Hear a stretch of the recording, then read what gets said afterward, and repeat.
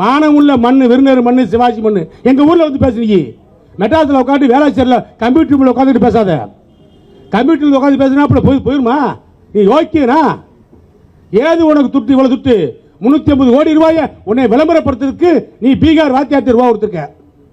உன்னை நல்லவனு சொல்றதுக்கு நல்லவனு 4 பேர் ஊர்க்காரன் சொல்லணும். உனி நல்லவனா கெட்டவனான்னு சிவாஜிக்காரன் சொல்லணும், விருதுக்காரன் சொல்லணும், சென்னைக்காரன் சொல்லணும். பீகார்காரனை வச்சு 350 கோடி ரூபாயை கொடுத்து என்னையா இது கட்சி? எப்படி கட்சி? திமுக அண்ணா வளர்த்த கட்சி திமுக, தெருவில் நின்று போராடிய கட்சி திமுக. இன்னைக்கு கம்ப்யூட்டர் கொண்டு வச்சுட்டாரு.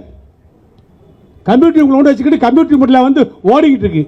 நீங்க எல்லாம் நினைச்சிருப்பீங்க, ஏன் குறிப்பே இல்லாம படிக்கிறாரு. குறிப்பே இல்லாம அவரால் துணிச்சிட்டு இல்லாம ஒரு காலம் படிக்க முடியாது. 1 1 2 கணக்கு கூட அவர் எழுதி கொடுத்தான்னு சொல்லுவார் ஸ்டாலின். என்ன எல்லாத்தையும் ஜெயிலுக்கு போயிரு? என்ன மிரட்டையா? நீ சர்வாதிகாரியா? சதாம் ஹுசேனா? சதாம் ஹுசேன் என்ன கதியான தெரியுமா உனக்கு?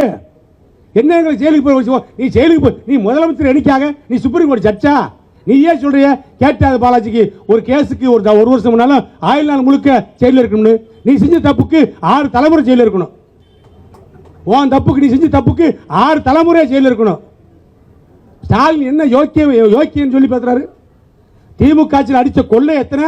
அண்ணா நகர் செத்த கொலை கேஸ் இப்ப எடுக்க போறோம். நாங்க குடும்பத்தோட கொலை போட்டு எப்படி செத்தாரு? பதில் சொல்லு.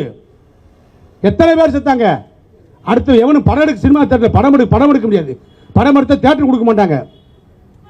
தேட்டர் கொடுத்தா ஓட விட மாட்டாங்க, கலகம் பண்ணுவாங்க. படம் எடுத்தவே படம் 100 கோடிக்கு எடுத்தானா 50 கோடிக்கு 30 கோடிக்கு கேட்ட வழிக்கு இவங்க கொடுத்துட்டு போயிடணும். இவங்க குடும்பம் மட்டும்தான் படம் எடுக்கணும். வேற எங்க யாரும் மல்டி லெவலில் ஒரு பெரிய லெவலில் ஒரு இது கட்ட முடியாது. பில்டிங் கட்டினாலும் அந்த பில்டிங்கை விலைக்கு வாங்கிடுறாங்க. இல்லை அண்ணன் விருப்பப்படுறாரு கொடுங்கணுமாங்க. வேற அண்ணன் விருப்பப்பட்டாரு கொடுங்க. எடப்பாடி ஆட்சியில் கட்ட பஞ்சாயத்து இருக்கா? அம்மாவோட ஆட்சியில் கட்ட பஞ்சாயத்து இருக்கா? எங்கேயாவது நீர்நிலை ஆக்கிரமிப்பு இருக்கா? அடுத்த வருஷத்தை நாங்கள் பிடிங்கிருக்கோமா? உழைக்கிறோம், சாப்பிட்றோம், உழைக்கிறோம், பிழைக்கிறோம். ஏற்றி பிழைக்கிற கூட்டம் தான் திமுக.